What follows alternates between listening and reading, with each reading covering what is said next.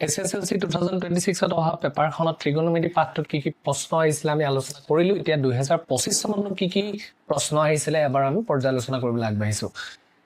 প্ৰশ্নখনত ডেসক্ৰিপটিভত আমি দুটা কোৱেশ্চন দেখা পাইছিলো আৰু এমসিকিউ আছিলে তিনিটা কোৱেশ্চন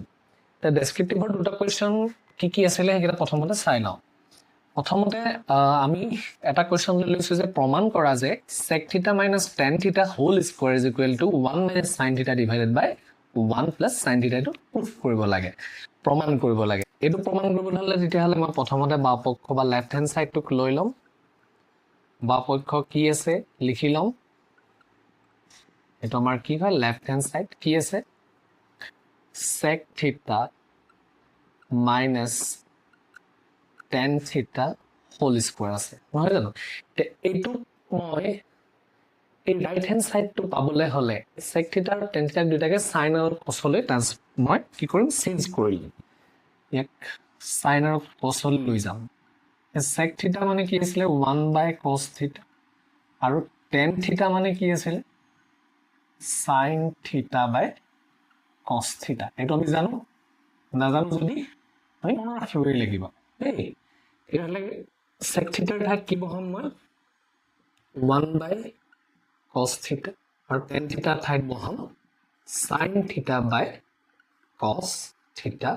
হোল স্কয়াৰ এতিয়া এই হৰকেইটা একেই হল নহয় দেখে হৰকেইটা এবাৰ লিখি ললো ইয়াত বহিব 1 sin θ হোল স্কয়াৰ ঠিক আছে এতিয়া কোৱাচোন এটো মই কি কৰিব পাৰো ইয়াক স্কয়াৰটো মই সেপাৰেটলি লিখিব পাৰো cos স্কয়াৰ θ তে এইখিনিতে এই cos স্কয়াৰ θ ঠাইত মই কি কৰিব পাৰিম আমি এটা অবে জানো নহয় sin square θ plus cos square θ is equal to 1 এতিয়া ইয়াত মোৰ কি আছে cos স্কয়াৰ θ আছে এই cos square θ is equal to এটো যদি মই সমান চিনৰ ইপাৰে লৈ যাওঁ হবগে 1 sin স্কয়ার θ ঠিক আছে তেতিয়া হলে এটো কি আহিব cos স্কয়ার θ টা মই কি লিখিব পাৰিম 1 sin স্কয়াৰ θ আৰু ইয়াত হ'ব 1 sin θ হোল স্কয়াৰ ক্লিয়াৰ এতিয়া মোৰ ঠাইন হোৱাৰ কাৰণে মই ইফালে লিখিছো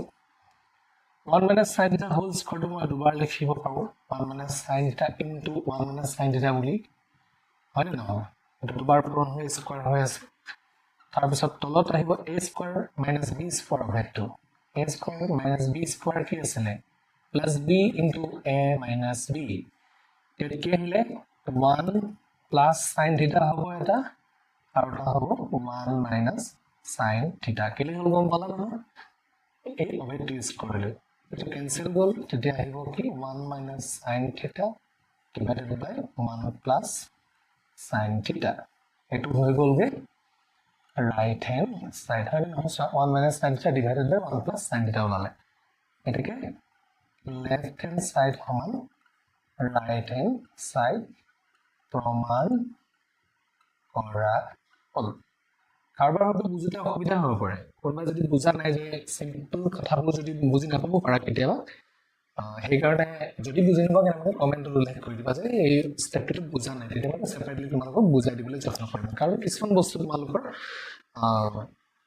নুবুজিবও পাৰা হয় নহয় কিছুমান কনসেপ্ট তো যদি নাথাকে তেতিয়া বুজিবলৈ অসুবিধা হ'ব কিন্তু সেইবোৰ থাকিলে নহ'ব কনসেপ্ট ক্লিয়াৰ কৰিব লাগিব ঠিক আছে এইটো কোৱেশ্চন বুজি পালা এতিয়া আমি পিছৰ প্ৰশ্নটোলৈ যাম পিছৰ কোৱেশ্চনটো কি আছিল আমি এবাৰ লিখি লওঁ তাৰ পিছত আমি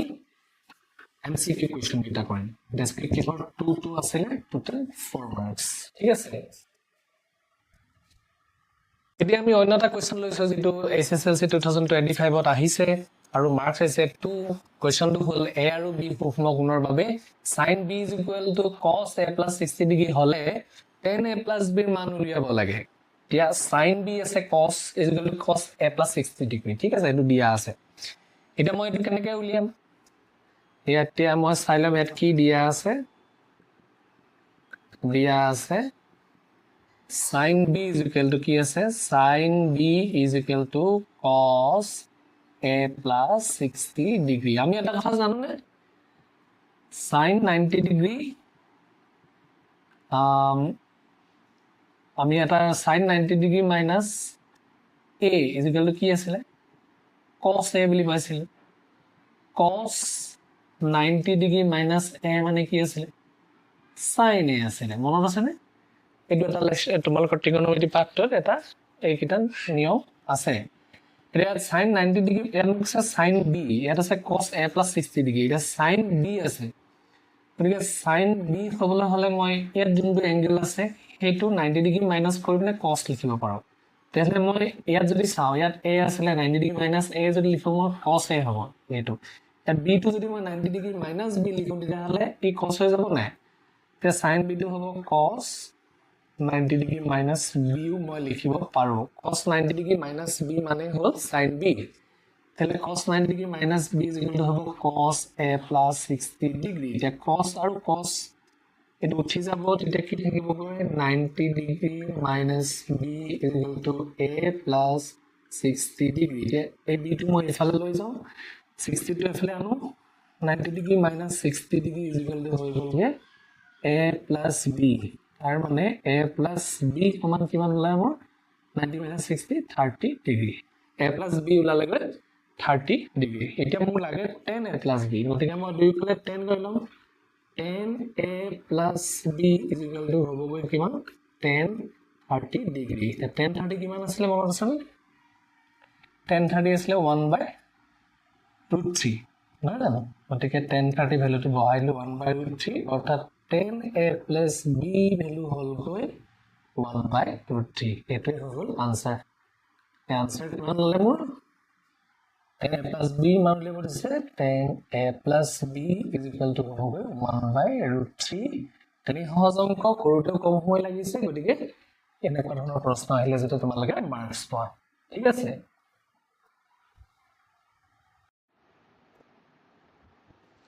এতিয়া আমি এটা এমসিকিউ কৰিবলৈ আগবাঢ়িছো এই এমসিকিউ টো আমি কেনেকৈ কৰিব লাগিব কোৱেশ্চনটো হৈছে যদি sin θ + cos θ √3 হয় তেন্তে তলৰ কোনটো শুদ্ধ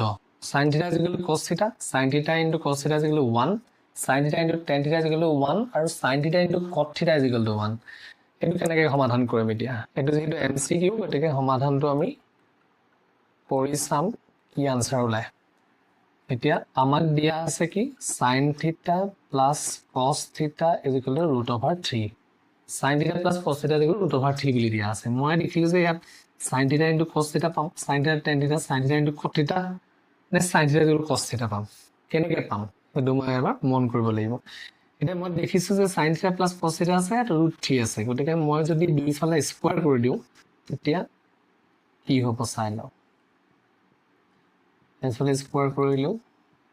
এফালে স্কয়াৰ কৰিলো দুইফালে বৰ্গ কৰাৰ পিছত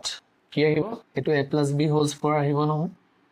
a plus b whole square ফৰ্মুলাটো কি আছে অভেদটো কি আছিল a square plus 2ab plus b square নাছিলে জানো ঠিক ফাৰ্স্ট টাৰ্ম স্কয়াৰ আহিব first term square plus 2 into first term into second term plus second term square হবে আৰু এটো স্কয়াৰ ৰুটে ক্যান্সেল হৈ যাব 3 এতিয়া এই ইয়াক মই ইয়াৰ ওচৰলৈ লৈ আহিম কি হ'ব তেতিয়া এই যদি মই আনসাৰ লৈ যাওঁ এটা হ'ব sin square theta plus cos square theta plus 2 into sin theta into cos theta is equal to 3 হ'ব ইয়াৰ ভ্যালুটো 1 নহয় জানো আমি জানোই নহয় কেবাবৰ পাইছো sin square theta plus cos square theta is equal to 1 plus 2 into sin theta into cos theta is equal to 3 এটা a1 টো ইফালে লৈ গলে 2 হ'ব ন এটা 2 into sin theta into cos theta is equal to 3 minus 1 কিমান 2 আৰু দুইটো হৰণ গলে ইফালে কি হ'ব ইফালে পুৰণা চাই ইফালে নিলে হৰণ হৈ যাব নহয় জানো 2 by 2 হলে হবে 1 তাহলে মোৰ অপচনটো কোনটো ওলাইছে বাৰু sin theta into cos theta is equal to 1 কত আছে অপশন বি আছে তো কারেক্ট আনসার কি আহিব B sin theta into cos theta is equal to 1 ঠিক আছে এটা নেক্সট এমসিকিউ টু সোয়া cot 25 degree into cot 35 degree cot 45 degree cot 55 degree আৰু cot 65 degree এইকেইটা পূৰণ কৰিলে মান কিমান হ'ব সুধিছে গতিকে এইটো কৰিবলৈ সহজে হয় কেৱল আছে ইয়াৰ অনুপ্ৰেৰণিক প্ৰশ্ন নিশ্চয় তোমালোকে বুজি পাইছা তথাপিতো মই এবাৰ পুনৰবাৰ তোমালোকক অনুজ্ঞা দিছোঁ কেনেকৈ আমি কৰিম চ' সমাধানটো কেনেকৈ হ'ব কোনটো অপশ্যন কাৰেক্ট হ'ব কোনোবা আইডিয়া কৰিব পাৰিছা নেকি চ' প্ৰথমতে মই লিখি ল'ম cot 25 degree cot 35 degree cot 45 degree cot 55 degree আৰু আছে cot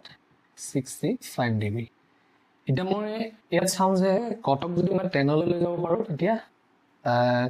10লৈ নিয়াৰ পিছত 1/cot যেতিয়া হ'ব তেতিয়া এক কেঞ্চেল যাব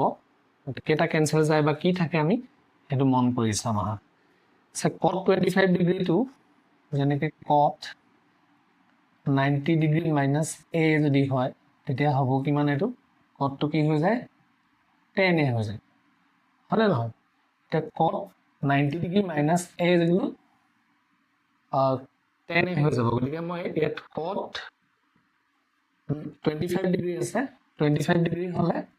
মই 90 পৰা কিমান 25 বিট কৰিলে কিমান পাম